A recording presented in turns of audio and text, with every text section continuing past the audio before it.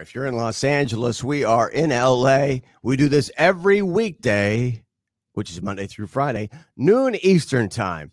It's Sports by Brooks on Fancred. Great to have you on the show.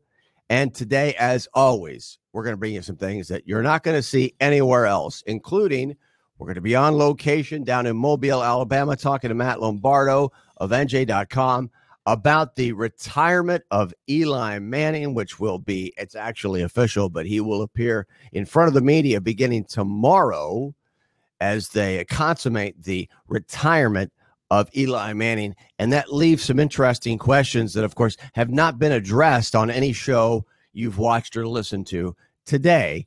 And that is, will he be placed on the reserve retirement list by the Giants? And how does that pertain to Eli Manning's future going forward?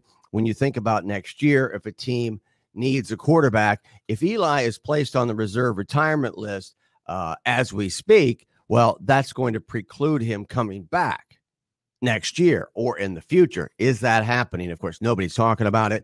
We'll talk about it with a guy who actually knows the answer, Matt Lombardo, who covers the team for a living for the New York Star-Ledger and a friend of the show. And we'll also talk about what's going on with the other thing I want to mention with Eli is another thing that no one's talking about that really I think is driving what Peyton Manning is doing, which kind of seems counterintuitive. You would think a guy who's got all of these commercials that are nonstop, you can't escape Peyton Manning publicly.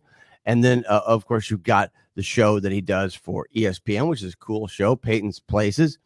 And so you're saying to yourself, wait a minute, why is this guy not a broadcaster? Why is this guy not doing games? Right? That's number one. Number two, why is this guy not doing front office stuff in the NFL, Peyton Manning? And the reason is related to his brother, Eli Manning. This is my opinion. I'm not saying we're going to talk about this necessarily with Matt Lombardo. I'll run this by him. But in the history of the NFL, Eli Manning has made more money, Eli Manning, than any player in NFL history, $252 million. Number two on that list is Peyton Manning, $248 million. That's $500 million, right? Those guys have made and that doesn't count endorsements. So if there was ever a couple of guys who could raise the rest of the money necessary to buy an NFL team, own an NFL team, buy into an NFL team, and take over the controlling interest, it's the Manning brothers, right? And so you think about John Elway, what he's doing right now with the Broncos. Well, he's at the behest of the ownership, the Bolin family, that confused, disastrous situation. That reminds me, Cam Smith is our producer today, and Cam, maybe we should check in with Ben Albright out in Denver next week as we take a run up to the Super Bowl. Benjamin Albright, of course, one of the great commentators in the United States on professional football out of Denver, does a talk show there, and talk to him about the situation with John Elway and the ownership of the Broncos and get his thoughts on the future of the Broncos plus the upcoming Super Bowl. But that as an aside, in this discussion about the Manning brothers taking over a team, John Elway, of course, depends on the goodwill of the ownership of the Broncos. Well, maybe Peyton and Eli, who have made more money than anybody in the history of the NFL, not counting endorsements. And when you think about endorsement money, is there anybody out there who has made more money than Peyton Manning, a football player, in history? You know, maybe there is, but he's made a ton of money in terms of endorsements. So is Eli to an extent, but especially Peyton. So you would think if anybody would want to come in and take over a team and not have to worry about job security as they're making football decisions, it would be somebody like Peyton Manning and Eli Manning. And speaking of the Giants and Eli, let's now go down to Mobile, Alabama, and talk to Matt Lombardo, covers the New York Giants for the New York Star-Ledger on NJ.com, does a great job. And, of course, the epicenter of sports news today is Eli Manning and Matt Lombardo. Matt, how's it going? Brooks, great to see you. I'm actually back north of the Mason-Dixon line Ooh. after a couple days in chilly Mobile, Alabama. But of course, the news of the day is Eli Manning and the complicated legacy that he leaves behind, where the Giants go from here. And just tuning in before I hopped on, it's a fascinating thought to think about the Mannings owning an NFL franchise. I think it just comes down to which owner would be willing to sell out their cash cow to let the Manning brothers in. And, that's maybe something to watch over the next 5 years, similarly to who's going to be eligible alongside Eli Manning for the Hall of Fame. So a question that I brought up early in the show as well is the reserve retirement list. I don't know if you know the answer to this yet, but going forward, you can never rule out Eli coming back. He's still young enough, you would think.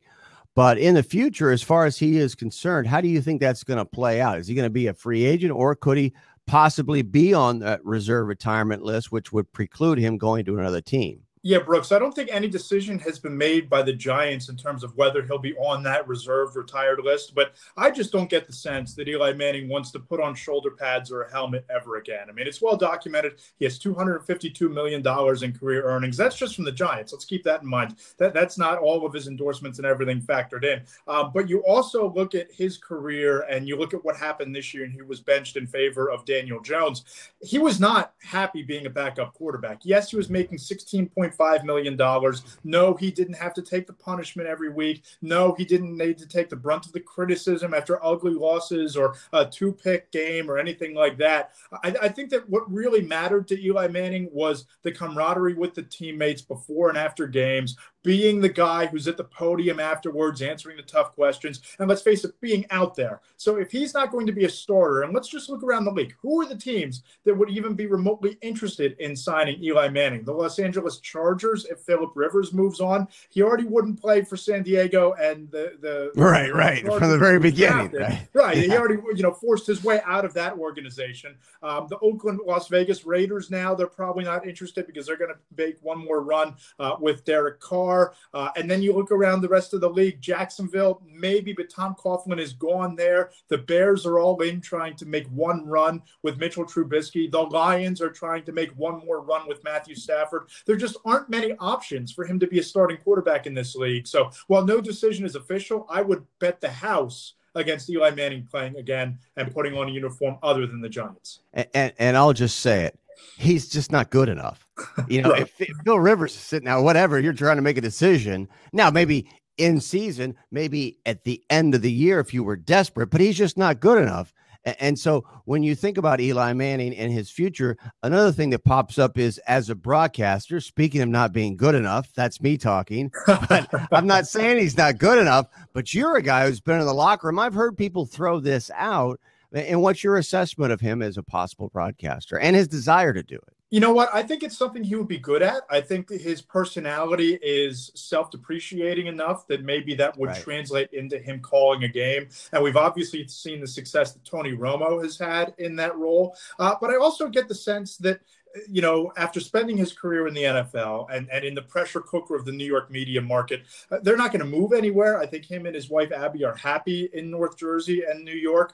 I think that Eli's the type of guy that he has the money banked away. He has the McMansion in North Jersey. I just get the sense that he's going to want to ride off into the sunset, so to speak. And, I don't think that we're going to see much of Eli Manning outside of coaching his daughter's high school basketball teams and in 7 or 8 years, maybe giving an acceptance speech in Canton, Ohio. But I just don't get the sense that he's a guy that's going to want to sign up for that lifestyle of being back on the road, traveling every week. And he certainly doesn't need the money to do it.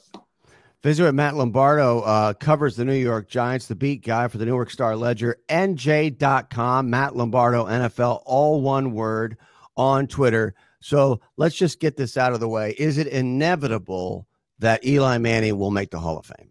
And why, if he does? I think he winds up making it eventually, but I don't think that it's inevitable, right? And really? I think that he's viewed much differently in the tri-state area in New York, New Jersey, Connecticut than he is with 31 other fan bases across the NFL. I did a little video recap of this last night, going to kind of expound on it tomorrow morning before the press conference. Look, this is a guy who's played 16 years in his career. He was a Pro Bowler 4 times. He never won an MVP award. He was never one of the 5 greatest quarterbacks in the league for a multi-year stretch, but he can make a case that he's arguably the greatest clutch quarterback of all time, beating Brady, Belichick, and the Patriots twice in Super Bowls. Those are the only 2 seasons, by the way, where he actually won a playoff game. Went to the playoffs 6 times, which is less than half of his career, but both trips he did win a Super Bowl. You can't necessarily tell the entire story of the NFL without Eli Manning and those 2 wins being included in it. But people forget, Brooks, that you can only take 5 modern-day candidates in every class. And it's not just, oh, Eli's the best quarterback in this class. That doesn't matter. It's going to depend on who's eligible in the time that in 4 or 5 years from now, in 2024, who are the 5 guys alongside Eli Manning, and who are the holdovers, like a Torrey Holt or an Isaac Bruce. You don't know what Adrian Peterson's situation is going to be like if he retires this year. So obviously, it's going to be fascinating to see who's on the ballot with him. Ultimately, I think Eli Manning gets in, but I think it's going to take some time for people to forget the last 4 or 5 years of his career where they went to the postseason 1 time after winning the Super Bowl, and he's only a 500 regular season quarterback. So let's talk now about your experience down in the Senior Bowl, and I absolutely am going to get to the Giants, their draft, and the coaching staff. But first, Jordan Love is somebody that people are talking about out there, but what caught your eye in terms of what you saw on the field of the Senior Bowl as prospects as we go towards the draft? As some of the storylines that are coming out of there, and maybe some of the things along with Jordan Love that people haven't been talking about in regards to the Senior Bowl. Yeah, Brooks, I think the player who really stood out, who I think cemented himself as a mid-first round pick, is South Carolina defensive lineman Javon Kinlaw. I mean, in the one-on-one drills, he was just throwing offensive tackles and fellow defensive linemen around like rag dolls. And he's not going to practice anymore. He went through 2 days. Apparently, there was a report from Tom Pelissero today that he's suffering from tendonitis in his knee, so he's going to shut it down. Brooks, I can tell you, he didn't need to play another snap. He was the most dominant player in Mobile. So on the defensive side of the ball, he's a guy that I'll be keeping an eye on in the pre-draft process. And 2 wide receivers really jumped out to me. Michael Pittman Jr. From USC out in your neck of the woods, just a really silky smooth route runner. Physical player, looked like he could be a bit of a red zone threat in addition to being a possession receiver. Won a lot of the one-on-one matchups with cornerbacks. And I'll tell you a guy who really did himself a lot of favors was Ohio State wide receiver KJ Hill, just a speedster. It reminded me a lot of early Deshaun Jackson, running 9 routes in these one-on-ones and just dusting cornerbacks, beating them one-on-one against press coverage, caught everything thrown his way. So the 2 wide receivers that I think have a chance to really stand out are Pittman and KJ Hill.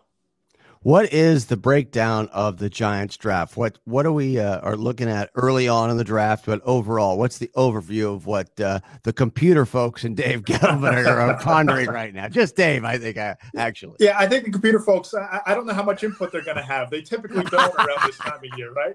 But, talking to people around Mobile, the sense is that Isaiah Simmons from Clemson is very high on their board. He's somebody that they like a lot. If he's there at number 4, unless somebody bowls them over with a multi-pick package to move back, I think it's going to come down to a couple players. Isaiah Simmons, Andrew Thomas, the offensive tackle from Georgia, Wirfs, any of those top tackles at 4, because that's obviously their biggest need. But some of the secondary needs that people don't always think about, I think they still need to address the cornerback position because DeAndre Baker struggled as a rookie. You certainly need to get linebacker help, and Isaiah Simmons would check that box. But you need an edge rusher. And I don't know whether you address that in free agency by going out and getting a Jadeveon Clowney perhaps, or if Yannick Ngakoue hits free agency, if he doesn't wind up getting tagged or a long-term deal with the Jaguars, he's a guy that would make sense there. But this is a team that just needs talent from top to bottom, Brooks. Help along the offensive line, weapons on defense, and certainly help in that front 7.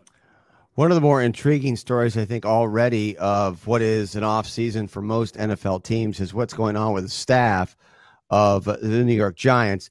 And my question, first of all, I want to get an overview on that, but I also want to ask initially, because to me, it's the elephant in the room with the Giants going forward. It's Daniel Jones.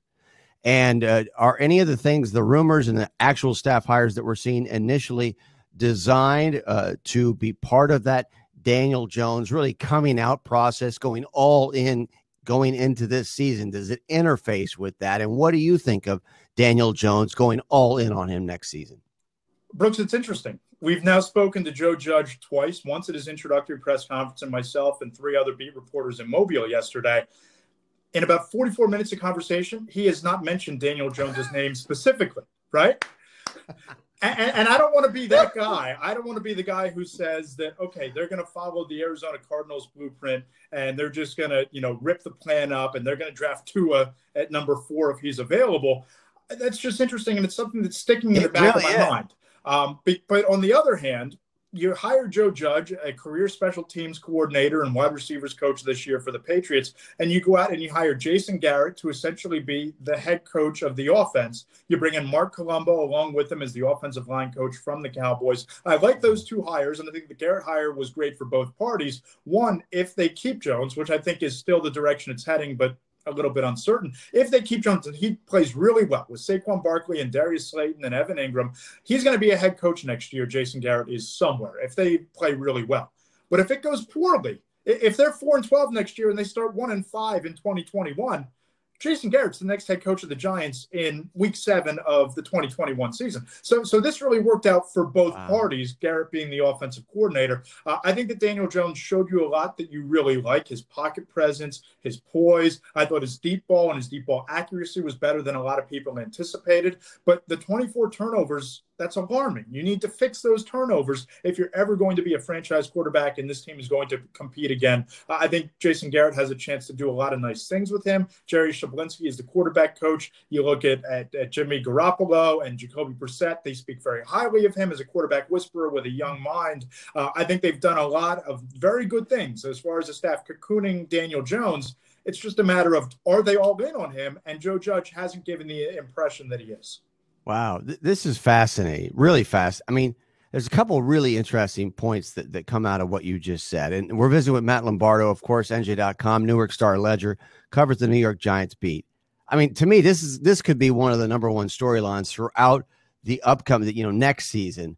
And number one, I need to slam the brakes on Jason Garrett. Everybody talking about Jason Garrett, or not everybody, but the prospect of him taking over as head coach of the Giants, the prospect of him being helpful offensively to the Giants. I mean, I hear what you're saying, and it makes sense because you know what? He had a pretty damn good track record with the Cowboys. At the end of the day, I think he came off maybe to somebody like me because everything is so current as well, he sucks because everybody's saying he should be fired. But the truth of it is he had a pretty damn good track record, and he had a very good track record before Kellen Moore. And I think in the context of his departure, the idea was that he was this outmoded, obsolete guy who would take over the playbook or take over the play calling in the red zone for the Cowboys this year. And that's what screwed everything up. Had they just left it to Kellen. So in the context of that conversation, I'm hearing you and you're speaking, I think, from a 50,000 feet perspective, an overview of, hey, this guy's had a great track record. This guy's had a long body of work where he's been successful, and it makes sense. But in the short term, maybe it doesn't make sense to some people. So how do you reconcile Jason Garrett just as a guy who's going to help the Giants and as a future head coach of the Giants?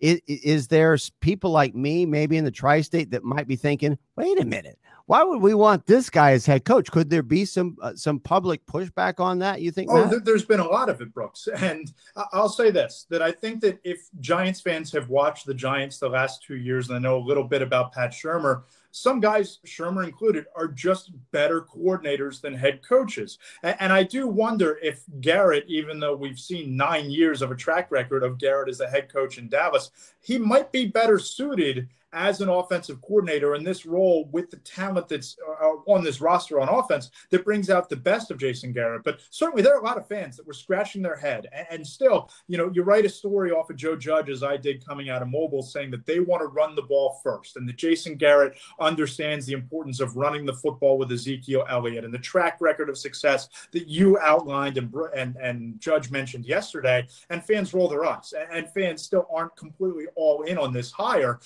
And the question that I have to that is, okay, who else? Because Joe Brady Right. wasn't coming to New York. Him and Matt Rule were a package deal almost from Jump Street. You look at Ron Rivera, he built his staff in Washington. You weren't going to be getting him. Bill Callahan, you would have had to make him the offensive coordinator, and it didn't seem like that was something the Giants were comfortable doing. They would have preferred to make him the offensive line coach, but he wasn't ever going to work for Garrett again, and we've all heard why. Freddie Kitchens, I don't think is an ideal candidate as an offensive coordinator, as we saw with Baker Mayfield and Odell Beckham and Jarvis Landry in Cleveland. So if not Garrett, who else? And I think that his track record and his ability as a head coach, as a sounding board for a rookie head coach and judge, there's a lot of value there that some other candidates probably weren't going to bring you. So here's another part, and I don't want to make this like we're on the Fan in New York or something. This turns into a total New York, but maybe I will, because it's so interesting. But when you look at that role, Brooks, by the way, we should have got the Sport Pope spot. They should have given it to us instead of Joe and Evan. But we're about to prove that right now. But Jason Garrett comes to the Giants in the context of a non-analytics guy. That's his reputation, right? That's one of the issues with him. All right. Now we have the computer folks over here, Dave Gettleman, general manager, who also is in that mold, but he's kind of grudgingly moving forward. And you see what happened with Matt Rule and Joe Brady. And if I'm a Giants fan right now, I see we've got Dave Gettleman. Now we hire this guy, Joe Judge, who, let's face it, is kind of a non-entity when it comes to a head coach resume, right? And coming in here, he's not a name. We're in New York City. And now we bring in what you talked about, this quasi head coach onto the staff, who's also, like Gettleman, a non-analytics guy. And I'm thinking to myself, what's going on here? To me, it looks like Judge is almost sort of an incidental figure, and underlining that is how you mentioned he doesn't talk about Daniel Jones. It's almost like he's a coach in waiting, Garrett. So is this a reflection of Gettleman's power taking over the organization? The Maras are just standing back. Go ahead. Oh, no doubt about it. And that's a great point. And I've talked to a couple of people about this over the last couple of weeks since Judge's hire. Josh McDaniels was going to require personnel control. Mike McCarthy was going to require a modicum of personnel control. Joe Judge has no standing to ask for personnel control. Matt Rule the same way. He would have been able to bring in his analytics people in the department that he brought with him from Baylor to Carolina. This is Dave Gettleman preserving his personnel power and his control. And that's where he better be right. Because if this goes poorly for them this year, if they go 4-12 or 5-11 with the $67 million in cap space and the number 4 overall pick, guess what, Brooks? Dave Gettleman's getting fired at the end of the year. And you're now hiring a general manager from a pool of candidates that you're going to have to tell them that Joe Judge is your head coach. Now, that thins the pool, just like having Gettleman thins the pool of head coaching candidates. So, to me, that's why a house cleaning was completely necessary here. Now, look, you and I don't know. Joe Judge could be a great program builder. He could be the next Mike Vrabel, the next great branch of a coaching tree. We don't know. And if he does, God bless him, and God bless the Giants and Mara and Gettleman, and they'll be heroes in New York again. But it's just a risky hire, and it was one of the more risky hires this offseason because of Dave Gettleman's presence. And I think that they would have been much better off hiring Matt Rule, letting him, build the program out like he did at Temple and Baylor and had a lot of success. And like he's now set up to doing it his way in Carolina. Then the Giants now going ahead with Joe Judge, who Daniel Jones seems to be a passenger on the bus. It doesn't seem like he's driving the bus in the same sense that you see a lot of these young franchise quarterbacks. Yeah, no doubt about it, because this is Dave Gettleman's franchise, and this hire proved that. Well, to me, this is the Mara family or Tim Mara saying to Dave Gettleman, you've got 1 year. You've got 1 year to make it happen. And in doing so, they lost Matt Rule and Joe Brady because of that. Because in keeping it, this is my opinion. And so the Maras, I think, are ultimately accountable, and they've kind of escaped that. Maybe they haven't, but well, we'll see, because I think that it's really interesting. You talk about the fan base reaction, Brooks. People are trying to get on board with Joe Judge. People are trying to be all in on Joe Judge, and any mention of Matt Rule and Joe Brady going to Carolina is kind of like, hey, people roll their eyes and say it's over with. The way I view it, these guys are always going to be linked because of the circumstances of their hire and the interest that Rule had in the Giants and the Giants had in Rule. If Judge doesn't go on to have an equally impressive career or a better career than Rule, I think this is a hire you're always going to second guess. Fine. Let's wrap things up, man. Of course, we got the Super Bowl coming up. We got the Niners. We got the Chiefs. I'm from Kansas City, and it's kind of a surreal situation right now. I don't even believe it, and I won't believe it until the Chiefs finally take the field. 52 years old and never even thought about a Super Bowl. So it's happening. But unfortunately for me, I really like the Niners in this game a lot. Yeah, I do. And I actually think, and I've said this on this show, I think that we're on the precipice of a potential dynasty starting with the 49ers, because when you look at Kyle Shanahan, you look at his father's profile, what he did with that zone blocking scheme with the offensive line, where you can interchange running backs and they can have a kind of a game like Mostert had.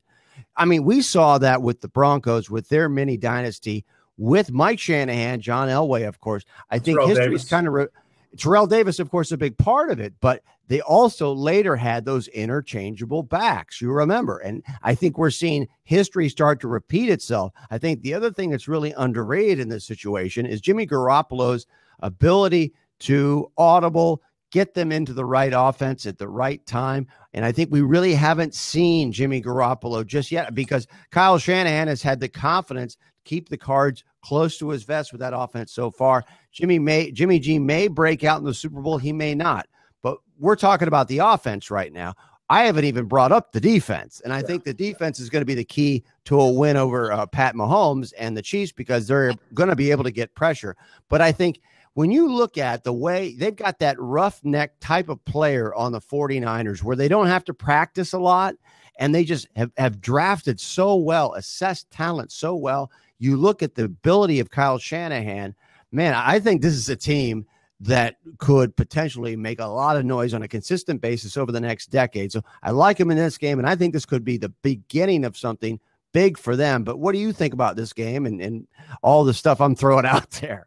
Brooks, I'll the footnote push back says, yeah, exactly. I agree with everything you just said about the 49ers, right? I think that Kyle Shanahan might be the brightest young coaching mind in the NFL, especially on the offensive side of the ball. I love what they do defensively. I love how multiple they are on offense. I really love the fact that they can spread you thin, but then pound you with Mostert. They have a lot of talent at wide receiver, and John Lynch, really executive of the year, in my opinion, for what he's done over the last couple seasons, this year specifically with the way that he's drafted and what he's built along the front seven. But I'll go to the other side here. And I look at Patrick Mahomes, and we know that this is a quarterback-driven league. He's a once-in-a-generation type of talent. And I look at what he did last week against Tennessee, not only throwing the ball over the yard, but that run, the touchdown run in the second quarter, that's the type of play that we're going to see open Super Bowl montages for 20 years. And I look at the Chiefs situation with Andy Reid, the rest of that conference. You have the Patriots and Bill Belichick, with Tom Brady kind of coming on the downside of his career. The only real challenge to the Chiefs in the AFC, in my opinion, is the Baltimore Ravens. And I look at the Ravens and the Chiefs as the future decade of Brady versus Manning. And I think that when you look at what the Chiefs have built, how young Mahomes is, and you look at Andy Reid being 61 years old, as bright a head coach as he is, and he seems to have figured out how to not take his foot off the gas in big game situations. He has a quarterback who plays his best with his back against the wall in big game situations, with a multitude of weapons, a brilliant front office staff. I look at the Chiefs, they could be on the cusp of becoming the next New England Patriots. And I'm not going to say they're going to win 6 Super Bowls. I'm not even going to say that they're a lock to win on Sunday. But if they win this week, and if you're Andy Reid, you have to feel mighty good about the next decade and the fact that they can already start carving your bust for the Hall of Fame 5 years after you retire. We could do another, at least 10 minutes on this, going back and forth. How ironic it is. Let's do it for Miami. We'll break it all down. We should. We'll do it next week. We'll do it next week. Absolutely. Because how ironic is it? Because I've got so much to say about what you just said. I'm the Kansas City guy, and you're saying things, and I'm like, I can't contain myself to address them and agree with most of it. But yeah, let's try to touch base next week, Matt. I can't thank you enough. This entire conversation has been outstanding. And thanks for everything, man. We'll talk to you soon. Happy to do it, brother. Thanks for having me on. That's Matt Lombardo of NJ.com. Doesn't get any better than that, folks. It just doesn't. And Matt is a guy that you know by now on this show. Outstanding. And not just the Giants, right? But this guy's a talk show host in waiting. This guy is an analyst. He should be on the networks right now. And I have a feeling at some point he probably will be. Outstanding talent. Matt Lombardo, NFL, all one word on Twitter. Now, let's go out to the Sports Celebrity Hotline once again and talk to Brian Toohey. He is ready to go with us here on Sports by Brooks on Fancred, and a guy that we've been doing this show now, I don't know, 5 months. We've had hundreds and hundreds of guests, but he's a guy that I've always had my eye on the entire time. I have not been able to wait to get him on the show. And Brian, I can't thank you enough for coming on. It's about time. Oh, no problem. Thanks for having me on, Brooks. I appreciate it. And that's because of me. It's way overdue that we talk, because this is something that I talk about, Brian, all the time. Talk first a little bit about your background in the context of sports and sports gambling, because right now you're an outlier, but it hasn't necessarily always been that way based on the way the business is going. But give us a little background of your knowledge in the sports gambling game. Well, what I do is I've been investigating and researching basically game fixing, and I research it from two angles. One is the sports gambling angle, whereas you kind of go back historically, and I've looked at FBI files that no one's ever accessed before and done digging into whether or not professional athletes have, altered the outcome of games, be by point shaving or by outright fixing them. And then I also look at the potential for the leagues themselves to fix the games and get the outcomes that they want best, which is what puts me in the conspiracy theory realm. It's just, I don't know about you, but I don't know. We are living in a weird time, because what you're talking about right now, this used to come up all the time, right? But now it doesn't. And I think the Rams and the Saints game is one of the more remarkable instances in sports history. And for the reason that I don't think there's ever been a more obvious missed call in front of the whole country in the history of sports. It's like the JFK moment to me. JFK, you remember where you were.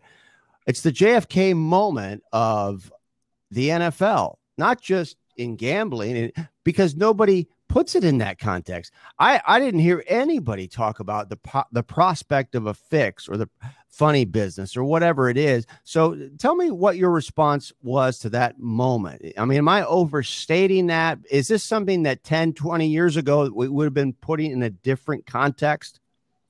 Well, I think obviously, with social media and instant replay being such a big part of the game these days, what happened in that game is way different than what would have happened 20 years ago, because there are fans who remember Drew Pearson and his game against the Vikings in the playoffs, which was a very similar kind of situation. What bothers me is, what the leagues sell to all of us, and they are selling things to us. It's not just they don't put these games on for free. They're trying to make money. They're trying to sell us their integrity. And that's their selling point is we have these games, we're putting them on, and you, the fan, should believe in our integrity and that we're putting on a clean game and a clean sport, et cetera, et cetera. Well, then you see something like that play happen in the playoffs, and you ask yourself, well, they screwed up. They screwed up royally. They screwed up on a huge national stage. They got media coverage all over the place that the NFL didn't want. And then what happened? Nothing. Did the NFL fine those referees? Did they suspend them? Did they fire them? No, they're all still working in the league. And as far as we know, nothing ever transpired that affected them. If you and I did something like that on a national stage at our job, there would probably be repercussions. So why wasn't there repercussions? And the fact of the matter is that some people, myself included, believe that the NFL preferred to have the Rams in the Super Bowl than the Saints because they're trying to build that fan base in LA to fill that multi-billion-dollar stadium they're building out there.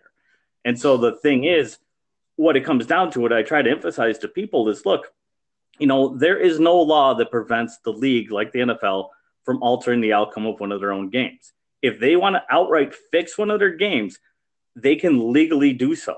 And there's nothing that prevents them besides their own integrity. And if you look outside at a lot of sports, there's a lot of questionable integrity going on in baseball and basketball and the NFL and soccer, all over the place.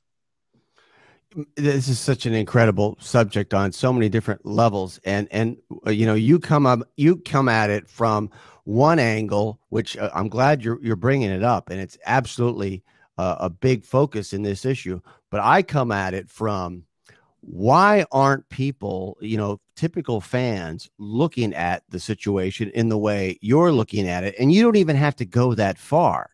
when you look at this non-call, when you look at all of the things that we have via social media, all the screw ups, all the mess ups, and we don't know who these officials are. We don't know who their backgrounds. We don't. Why is it that you think, and of all times, and it's probably not a coincidence, gambling is now coming to the fore more than ever as we speak right now with the draft at the Bellagio and the Las Vegas Raiders. I mean, it's surreal what's happening. Yeah. But why do you think it is that more people, just typical fans, because to me, that's really the root of the problem, that sports fans don't see it in the way that we see it? Well, I think the problem is because they won't take their fan hat off. And I think it's very psychological. I mean, they've done, psychological studies into fandom, and they have this thing called basking in reflective glory. And basically what that is when you assign yourself to a team, when you pick like whatever, you want to be a Cubs fan, you're a Cubs fan. And when the Cubs succeed and the Cubs do well, it actually benefits you. Despite you really having no connection to the team, you psychologically do well and feel better when the Cubs win if you happen to be a Cubs fan. And you can hear that. When you listen to sports radio, fans will call in and say, we need to do this. We need to get a new coach, or we need to get a second baseman, or we need to do that. Well, you're not part of the team. You're just a fan. And they've also seen that when teams that people align themselves with do poorly, then they start calling them they. Well, they need to get a new coach. They need to get a new second baseman, that sort of thing. So, I mean, it's a very psychological thing. And so when you bring in the fact that this is entertainment, it's sports entertainment, there's really no difference between professional wrestling and the NFL in a legal sense. It's very much the same thing, but the fandom creates this shell. And I think it's very hard to get this message through to certain fans because they've put so much time, effort, energy, and money into this that they don't want to hear that it's all entertainment. It's all a show. There's no difference between a ballet, the circus, professional wrestling, and the NFL. They want to think the NFL is somehow over and above all those other forms of entertainment, and it's not. It's really not. We're visiting with Brian Toohey. He is a sports gambling expert, big time. And so the things that you brought up are fascinating to me in the aspect of attaching your own self-worth to a team. Now, I want to take that further in the context of just a typical NFL fan, maybe of a team that's not, and I keep bringing up the Saints and the Rams just as an example, but it's a good example as I think exists as you're just a typical fan, right? And you see what's happening and you don't place it in the context of the actual integrity of the game as it pertains to game fixing. Now, why would you not do that if you were just a Chiefs fan watching that game? Do you think it's valid to observe that if you're questioning the very integrity of the game that you're participating in as a fan, you're spending time on, right? And you may be gambling on that game and you're upset. We've got to fix the referee replay system, but there's no possibility that game was fixed, right? And I'm gambling on the game. You're not bringing it the fixed part. Do you think it's similar in the attachment that you talk about per team? I think so, because I think the problem is for fans, there's no recourse. You know what I mean? You can complain all you want on social media that they blew that call. You can put it on Facebook. You can put it on Twitter. And what's the NFL going to do? What's Major League Baseball going to do about juiced baseballs, despite the fact that there's Twitter accounts that show all these crazy home runs that probably should be flyouts that are home runs? What can fans do? And legally, they can't do anything. They've tried. Fans of different sport, the Saints fans sued the NFL in multiple ways, trying to get basically, money back or recourse in some fashion for this blown call. But the fact is, there's nothing you can do about it. And I think that's the problem, is because as a fan, all you can do is boo-hoo and complain about it. And you can't really do anything besides turn the game off and stop watching. And you're not going to do that because, again, you've invested all this time and energy into it, that you just move on to, well, let's see what happens next week. And we'll hopefully forget about that. And that won't cost us this, that, or the other thing. Yeah, you know what I think of, and I want to get to some specific things about sports gambling and game fixing. I want to start with the Super Bowl in here in a second, and it has a Kansas City connection big time. But here's what I think about, Brian. Here's what I think about. I think about a guy like me, and let's say I have a girlfriend who's not really into the NFL. Once in a while, if my team's doing really well. And so when I'm gambling on games and I'm spending time on that, And she's looking at this, and I'm investing myself, attaching my self-worth to it, my own kind of, this is important. And then you see the ridiculousness of the Rams and the Saints. You know, in a way, I've attached my self-worth. I'm justifying spending more time with the NFL than I am with her. And then for me to condemn that and say, well, the game is fixed, the integrity doesn't exist. To me, that's a little bit of the psychological thing that's going on. To spend all of this time, it may be kind of a peer thing too. I don't want to go too deep into this because there's so much amazing specific stuff that you have done a deep dive on. But ultimately, I think it's really up. I mean, the media, I think, is a big part of not addressing it as well.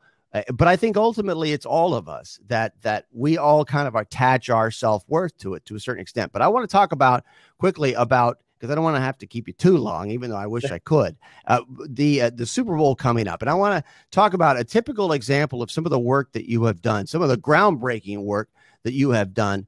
And it involves the Super Bowl in which the Chiefs were involved previously, the only other Super Bowl.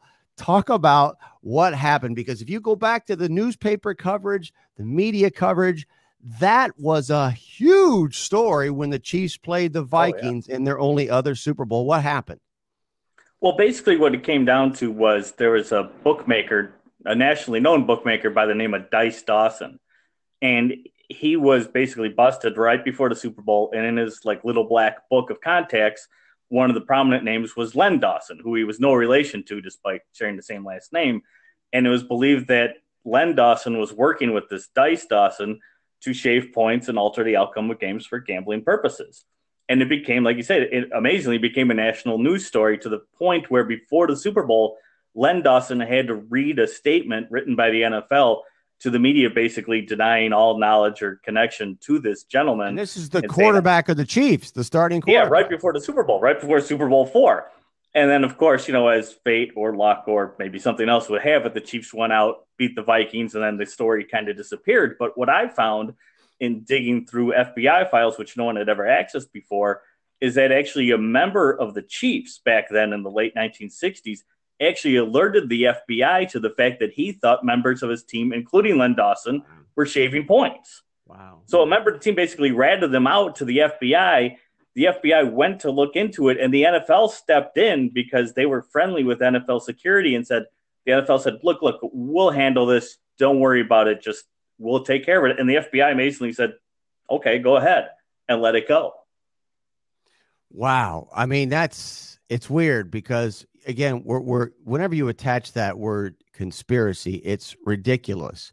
But to me, in that situation, the conspiracy here is between the FBI and the NFL. And, in investigating, as I have, the college admissions scandal and the involvement of the USC football team in particular, but there's also other major programs like the University of and I have no problem saying this. This is me. This is my opinion. But in looking at the indictments that have come down from the Department of Justice and with the FBI, of course, involved in this college admission scandal, you've got the USC football team. And the premise of this scandal is creating fake profiles, in some cases, for phony USC football players, right? But we don't have any names of the individuals with the USC football program who knew about it. They would have to know about it. That, to me, has been covered up by the Department of Justice. And I also think Rick Barnes' involvement in the college admissions scandal as it pertains to the University of Texas basketball program, which is a whole nother story, I think that has been covered up. So when I hear you tell these stories, I think it's a little bit of a similar situation for whatever reason. So, but we talked about the Len Dawson story. What are some of the other big stories that stick out in the context of maybe the NFL or other sports that people don't know about that they really should know about that you've done the work on? Well, I mean, I think there's a lot of things just recently that should call fans to question the integrity of whatever sport it is they like. I mean, you look around. I mean, you could call it a conspiracy theory, but I mean, Spygate in the NFL was basically proven to have happened. And, the Patriots' home record since Belichick and Brady, since then is insane. They've won 85% or more of their home games, which defies all logic. So is there something still going on there? But we know Spygate was a real thing. We know game tanking occurs in the NBA. I mean, Mark Cuban went on the Dan Patrick show and literally said, I took my team out to dinner and told them the best thing for us right now is to lose. So basically, Amazing. Mark Cuban admitted to fixing basketball games. Nobody cared. Nobody blinked an eye, but it's a real thing. I mean, you can go on. I mean, you can look at, juiced baseballs in the major league. You can look at this Houston Astro cheating scandal with sign stealing. You can look outside the United States and game fixing in soccer and in tennis and in rugby and in, cricket all around the world. That happens all over the place. You can look at, the Russian team that was just banned from the Olympics for all the basically steroid abusing and performance enhancing drug abusing. You can look at, the bribery that happened in FIFA and the bribery that happened on the Olympic Committee. You see all over the place, there is a complete lack of integrity, but a complete commitment to business decisions and making money with sports that should make fans go, what am I watching? Yeah, right, am I really watching a clean professional game, or am I watching a show? Am I watching a TV show? And that's what I think it is. That's why I'm so fixated on the psychology of why it continues, especially in the context of the increased involvement of the networks and the leagues with these now gambling enterprises. But I want to make one point before I want to revisit that real quick. Well, wait one second. Go ahead. I was just going to say quick is you think about it. ESPN funds the NFL. ESPN funds Major League Baseball. They fund the NBA. They're not really broadcast partners. They're literally funding these leagues to exist. And now, like you say, now they're getting into the gambling bend of the business. So, I mean, there is a very real thing where ESPN does not want to out criminal behavior. They don't want to out, questionable integrity from these leagues because they are funding them. When you give them billions of dollars a year, you're not going to look for the dirt on these leagues unless you absolutely have to. And that's the problem is if law enforcement doesn't out these things, and law enforcement, like in terms of game fixing, I know the FBI doesn't investigate for game fixing anymore. They quit. They quit in the 1980s because they couldn't get convictions because they were forced to look into the war on drugs. They basically said, if something falls into our lap, we'll look at it. Otherwise, we're not actively pursuing this anymore. So that leaves it up to the media. And if the media is funding these leagues, are they really going to dig up the dirt on them? And that's the problem. If the media isn't, force feeding this onto fans and say, hey, look at this, look at that, these things are all questionable, then fans are going to look at it. And from the very beginning of this conversation, I was focusing on us. But you said it, I didn't, but I agree 100%. It's the media. I mean, it's us, but it's absolutely, and now it's a monopoly enterprise.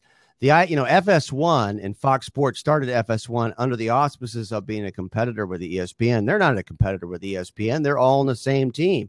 They're all in the same boat. Yeah. They're starting companies called Fox Bet, and they've got their personalities touting it. So, but I want to bring up Spygate and give another quick example because we're making these statements and they're probably for, unknown reasons, but they're probably foreign to other people thinking, what the hell is this? That's the big problem. That's part of the problem that we don't think that way. We used to, but not anymore. That's the whole point of this conversation. So I want to bring it up in the context of Spygate and something that I brought up quite a bit for this Spygate too.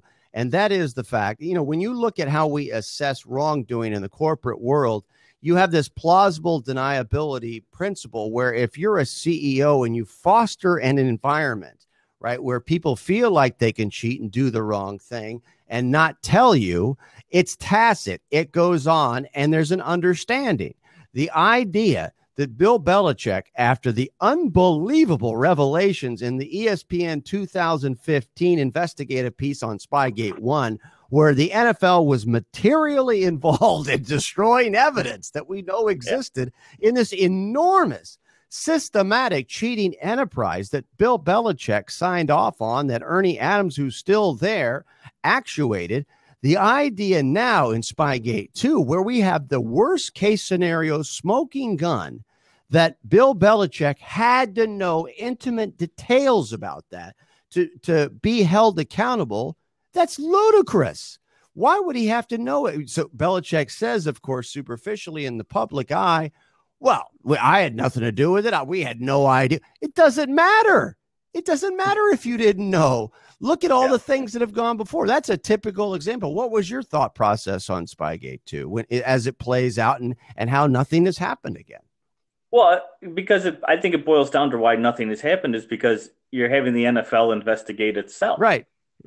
So, and that's like even with Major League Baseball and the Houston Astros and the sign stealing thing, Major League Baseball is investigating itself. So if, to put it in other context, if it came out where Facebook was accused of, whatever, illegally spying on all of its, customers, and then we just left it up to Facebook to investigate whether or not that was true. I mean, Facebook might come out and say, well, yeah, a couple of things were broken, but we'll fix that. Everything will be okay. Keep using Facebook. Everybody'd be like, whoa, wait a second. But that's what happened with Major League Baseball. Yeah, they stole some signs. The players were involved, but, we're not going to punish the players at all. We'll just suspend this coach and this GM. Spygate's the same thing. We've got them, like you say, literally videotaping the other team's sidelines for no good reason, apparently. And it all comes out, and NFL looks into it and says, we didn't find anything.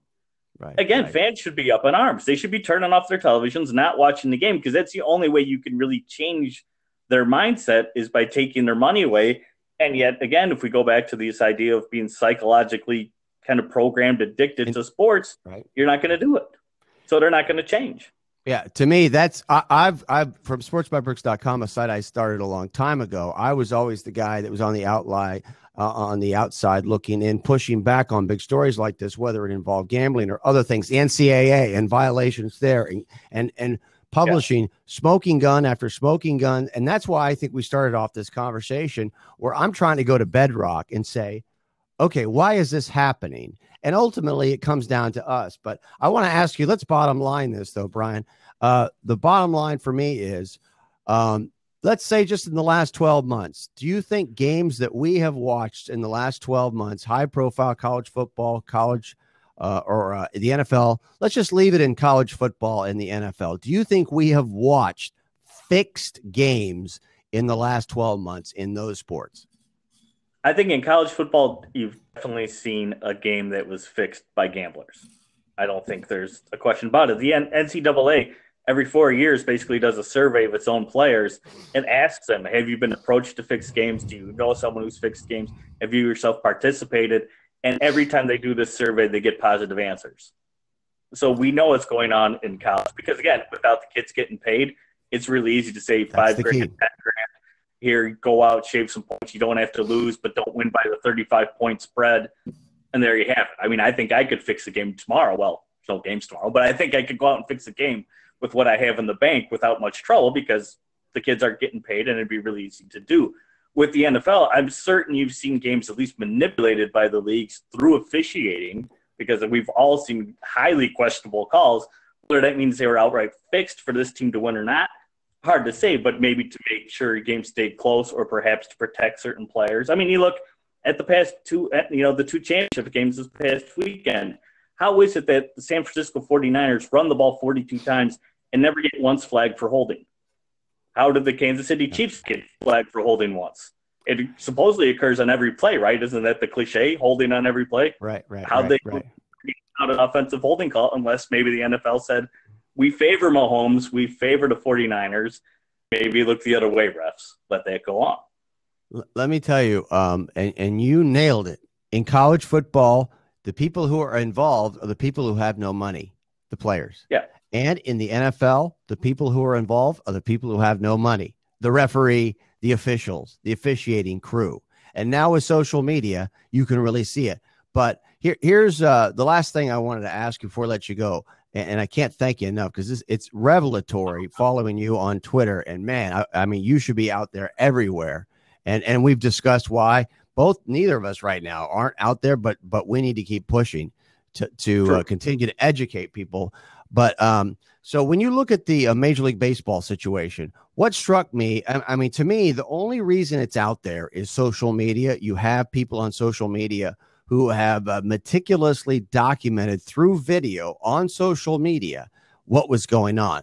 That said, based on what we talked about with the NFL, based on, the FBI itself covering things up, do you think Major League Baseball made a mistake, at least in their own past MO, in coming out and acknowledging it? Do you think that Major League Baseball could have gotten away with just doing nothing and nothing would have ever happened? What are your thoughts on what their approach has been? Absolutely. Yeah, they could have again, the social media, like you said, played a huge role. This drives it home right here. To me, that fact, go ahead. But again, I think if Major League Baseball, if they weren't pressed by social media and a lot of people saying anything, they probably would have let it go. And it's amazing, actually. What's that woman's name? Is it Mendoza from ESPN? Jessica Mendoza, right? Actually went after Mike Fiers for being the one who kind of like whistleblowed the whole thing. It's like, seriously, you actually work for the Mets and you're complaining that there was a whistleblower who didn't follow basically Major League Baseball protocol and go through the team and through the league to make sure this really stayed under the radar. I mean, I found that mind-blowing that she would even say such a thing. But I mean, I actually worked on a story with Lance Williams for Sports Illustrated about a potentially fixed baseball game a couple of years ago. And we dealt with Major League Baseball's Department of Investigations. And I mean, they investigated basically a player, Jeff Locke, who they thought was fixing games with a gambler. That would have never been known had someone not contacted me about the investigation, who actually almost basically started the whole investigation. But here we have potentially the first fixed game in like 100 years in Major League Baseball, and Major League Baseball would have not said boo publicly unless I stumbled across the story. And so I think the same thing with this. They would not said anything about this sign stealing nonsense if it didn't kind of already leak out without their warning. But I think just as important, could they have gotten away with not bringing it up? Still, do you think they could have? Because I think they could have. And I think that more than anything is the condemnation of what we're talking about here. I think because they could easily just labeled it a conspiracy theory. Or they could have just not even addressed it. Don't even talk about it. Yeah. Or just even, they could even make a statement, say, we looked into it and we found nothing. Right. Like the NFL with Spygate. Yeah. We looked into it. There was one and only tape. We burnt it. That was it. No big deal. So, I mean, do you think that because of ultimately with the media getting involved in gambling now as part of their business model, do you think the days of anybody ever bringing up game fixing on any of those networks are over? Oh, pretty much. Unless, again, something comes out via law enforcement. They're not going to figure it out on their own. But if law enforcement stumbles upon something, then they'll be forced to talk about it. But I think, these media companies getting directly involved with gambling is disastrous. I think it's terrible. I mean, I think not only to become professional touts, but at the same time, I think for the casual fan who's not a gambling fan, I think you're going to see coverage warp into it's all about gambling. It's all about the point spread. What's the under over? If they score here, does that make the game go over? Does it cover the spread? And I think for the casual fan, it's going to be terrible. But before, when you were gambling, at least there seemed like there was a modicum of integrity, But now, I mean, if you're gambling on games right now, isn't that nuts? Isn't it that much more ridiculous to think that this game does have integrity based on now what we know? Well, the scary thing is, there's places you can bet on professional wrestling. You can bet on who will win the next, SummerSlam. Or, so if you can bet on that, then what's the difference between betting on the NFL or the NBA? I mean, that's the perfect way, I think, to end things, Brian. But I can't. This has been an outstanding conversation, and definitely want to stay in touch. And can't thank you enough for your insight. And keep plugging away. I really appreciate it. Thanks for having me. I appreciate it. That's Brian Tuohy, and his. By the way, his Twitter is The Fix Is In Tuohy, TUOHY, all one word on Twitter, and he is the author of many books on the subject. But go over to his Twitter account and follow it. The Fix Is In Tuohy, TUOHY. And The Fix Is Still In is his new books. He is a game fixing expert and scholarly, and I do mean scholarly, authority with his new book. The Fix Is Still In, now available. You can go to thefixisin.net to get more on what he has done. Look, I mean, if you're gambling on games and you want the games to be real and not fixed, right? This is your guy. This is literally, I think he's the only guy on Twitter, the only guy out there who's doing this right now. But in the United States of America, these things do have a tendency to happen. You get people like our fellow American. Well, you may be watching this anywhere in the world or visiting us here in the United States, but this is what happens in this great country, that you have people that it's the person, and I'm one of those guys too. When you look at the vote in your local legislative body where an issue and that vote is 193-1 or 246-1 or 73-1. I'm that guy who's the one.